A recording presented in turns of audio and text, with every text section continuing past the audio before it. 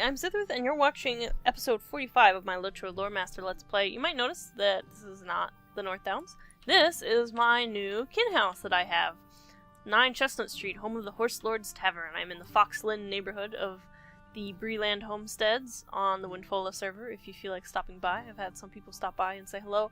But yeah, basically, I started a fake kin, quote-unquote, the Horse Lord's Tavern. Basically, a kinship, you just have to have 8 people be in it. And that's it. And then you wait a while, and eventually, when you hit rank 7, you have the ability to purchase a kin house. So basically, the way I did this was I had some of my kin mates from my actual kin that I am in on my main characters help me and put up to 8 of their alts into this fake kinship, the Horse Lord's Tavern. And we hit rank 7 last week, so that's pretty cool. I've got a couple of my alts in as well. Obviously, wasn't going to do all the work myself. So I just wanted to give you a little tour, show off my decorating skills, because you guys know I like pretty stuff. So basically, as you can tell from the name, the Horse Lord's Tavern, it's Rohan themed for my main characters who are from Rohan to, you know, have fun in. And my main kin, the Wind Riders of Rohan, is obviously Rohan themed. So I've got some tents, some Rohan tents. I've got a windmill, which isn't really Rohan related, but it's cool looking. I've got some Norcroft's banners, because I feel like those are the most Rohirrim looking ones. Some Rohan barricade things, because I didn't really know what else to put in the yard. I was having a hard time finding stuff to put in the yard, but I think you'll like the inside. Alright, so here's the inside. The first room is kind of just like a little mud room, but it's got lots of books. I've got this little round table, nice little rug, some flowers, fish, a map of Eriador, which I really like. I like the map. Housing items, more books, nice dark green walls. Here's the main kind of tavern room. I'll just kind of go clockwise from here. Nice big salmon trophy, another fish, this cool little golden chicken statue thing, some fur shield things. This is an in-league keg. It's not one of the usable ones that transport you randomly, but it's got the in-league logo on it. Very nice. Nice big fire pit with some roasting pig and chickens. Maybe it's a pig, I don't know. Some kind of animal. I'm sure it's delicious. Some kegs with horses on them. Shields. Sconce. I'll turn the sconce on, actually. Turning it on, turning it on. Little candle flames. Another little bookshelf. A very fancy pants chair with antlers on it. I really like this in-league bear. He's got a pie and a mug of beer. He's pretty cool looking. Some moose antler chandelier. My collection of maps. Bree-land and North Downs and the Shire. Very nice. Some more Norcroft's shield stuff. Oh, right. I was going to go clockwise. Nice breakfast table. A map table, and a nice dragonfly rug. A whole bunch of antlers and deer things. They're very nice. They're very, you know, dead. Some flowers, of course. Some mugs and plates. This is my absolute favorite housing item from the in-league, or just anything. It's just my favorite housing item. This frost antler head with pipe. It's a moose with a pipe in its mouth, and that's awesome. This big sturgeon trophy, and another Rohan chair. So that's the main tavern room. And here we've got a bit of a reading room, nice big fire, a bench, more books, moose antlers, chair, book on a stand that's quite lovely, more fish, some historical kind of tapestries. Here's the Gondorian Night and Stars tapestry. Marvelously woven Gondorian tapestry. It's very nice looking. Fish. A painting of Weathertop, which honestly, I think this painting of Weathertop looks more like the Weathertop from the movies rather than the Weathertop in the books, but whatever, I guess. And this is the Tale of Elendil. This tapestry woven of the finest wools and linens depicts the tale of the King Elendil. So that's very nice, very historic. Now the upstairs is not really finished. I've pretty much got everything in here the way I want it. This is not so much. The walls are the Bree-land Yule Festival wallpaper, and they're colored lavender. Got a Rohan tapestry here, some flowers, fish, of course. I have no shortage of fish trophies. More Rohan tapestries, just some random table and chairs, sconce. And that's it, really. The upstairs is not finished, so don't judge me. Judge the downstairs, because that's pretty cool looking. So I hope you like my house. And it was a lot of waiting to get it, and it was like 17 gold to buy it, so it was quite a chunk of change. But I really like it, and I will be using it as like a meeting house for my main kin. Our main kin house is an elvish kin house, which is very nice, and we've had it for a very long time, but this is very nice and Rohan-ish. So, there you go. And I kind of gutted my actual personal house, and my actual personal house, which is down the road, is totally empty. Alright, so now I'm back in Estalden, where it's nighttime and raining, which is kind of depressing. But we are going to be working on some of my North Downs quests. Not the main quest, not the epic quest. So I'm going to be going in order of lowest level, not least level, lowest level to highest level, because I have so much extra experience right now. There is a welcome back weekend going on right now, and so that means a plus 100% experience gain on top of all my other experience gains. So I don't doubt that I'll hit 34 by the end of this episode. But so we're gonna go find the other ruins or Arthedain. So let's see where they are. Let's see. The Henneth Ruin south of Fornost. I think I found that one. Dweentham, Astride, and Ancient Stream also found that. Carnaglin, I have not found that one. In the Northern Hills, and Ost Ardwilin in the Lakelands. So that one is down south, and Carnaglin is up north. Let's see if they are on my map. Yes. No. Okay, yes, there they are. Right, so I'm going to go to the one up north first, and then we'll go down south.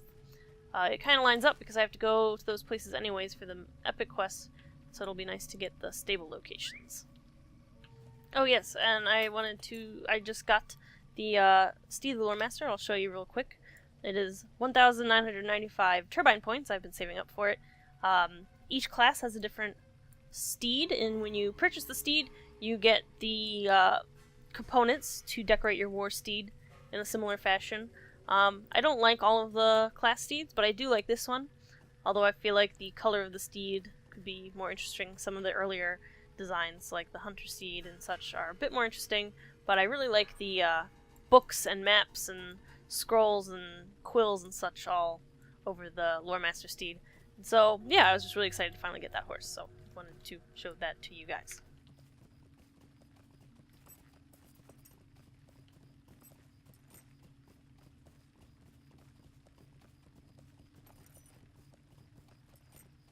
Okay, so this could be tricky because I think it's in these ruins here, and they're kind of full of dour hands. Yeah, I see it. It's right over there. Founding stone. Let's see if we can avoid pissing off any dour hands. That would be very nice. I don't really feel like fighting to get to a little ruin. Let's see. Can we get to it? Yep. Nobody's gonna bother us, I guess. Everybody here is lower level than me, so it doesn't matter. Alright, so Carnaglin, founded in the name of Malvigil, king of Arthedain. With the skill of Thorhadur, the dwarf and his kindred was this town built. United in purpose, may dwarves and men be ever bonded in friendship. Well, that didn't last too long, did it? 'Cause now it's ruins, filled with dour hands, who are evil. That's unfortunate. So now time to go south to the Lakelands, where the elves are.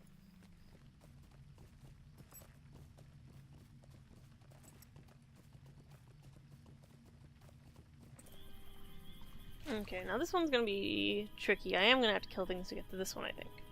Because there are a lot of orcs here. Luckily, they're all very low level, so it shouldn't be a problem. And there's also bugs. Bugs aren't very nice. But, again, low level. Not gonna be a problem. Here we go. Here's the founding stone. See any orcs up here? Nope. Just the founding stone. The face of this monument is marred by what appear to be large tooth marks, as if several man-like creatures decided to gnaw upon the stone. Maybe some orcs just, like, chomping on it, I guess? Though most of the writing has been destroyed, you can discern the words Ost Ardwulin at the top of the monument, and at the bottom the phrase that we might retreat from our cares and take solace in such beauty. I really like that. I like how even with the totally Turbine created lore stuff, they really take really good care to, you know, make it realistic and cool sounding and in line with the actual lore and flesh it out.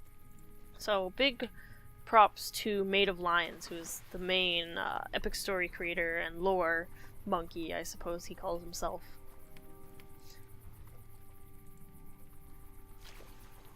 Or maybe that's Barafon, that's the lore monkey. Maybe I don't know. Barafon and Made of Lions are cool. The end. Here we've got Lingiliath, which is the elf refuge here in the south of the North Downs. It's really nice. I really like the little stream they've got here. They've got the little elf kind of floaty particle thing going on, which is always really pretty. Nice little flowers and some globe lamps and nice little orchard here. It's a very pretty elven little refugee thing. Some pretty willows and stuff. It's very nice. Very visually pleasing.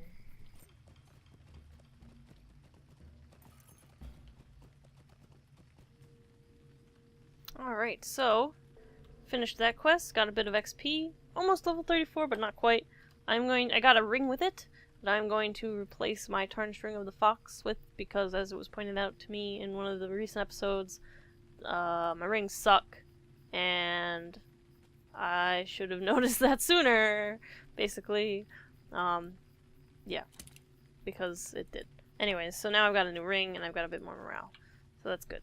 Now we're gonna go to the other side of the mountains that Selden is on, and I'm going to kill some aurochs for their hides and meat, so that the rangers, you know, can eat and make blankets and that typical kind of stuff that people do with meat and hides. Up here we've got a little herd of aurochs, so we're gonna kill some of them. Interesting fact, I didn't know until I played this game and met these aurochs that aurochs is a real thing in real life. They are not made up, although they, I assume, did not look like this. They look more like regular cows in real life. But aurochs is a real life word. Turbine didn't make it up. I didn't know that.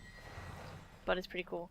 A couple times over the years it's been suggested that aurochs be available as mounts, especially for dwarves. I think that'd be funny looking. It'd be cool. I'd be into it. You know, it makes sense. They look like buffalo. I don't know if people ride buffalo. I don't think people ride buffalo. That was kind of a dumb thing to say. Like, oh yeah, that would totally make sense. Buffalo are real. People don't ride buffalo. This quest is actually marked as a full fellowship quest, but I don't think I've ever had problems. Oh, I just hit level 34. Anyways, I don't think I've ever had problems completing this quest solo, like ever. Let's see, so I got a new skill, Call to the Valar.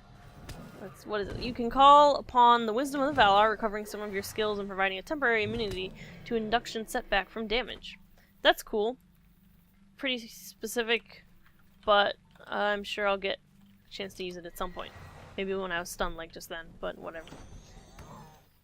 Okay, got all my aurochs hides, so I think it's time to go back to Selden and turn that in. Cool, by completing that quest, I completed a deed. Very nice. And I think that's it for now. Oh, I got I got 10 turbine points. Can't complain about that. Anyways, that's it for this episode. Next time I'll be working on more of my North Downs quests that I have that are now 3 levels below me. But that's to be expected, I suppose. And I'll be talking about the newly released 42 questions to the devs and their answers that I neglected to cover in this episode because I was too excited about my house. Anyways, thanks for watching, and I'll see you next time.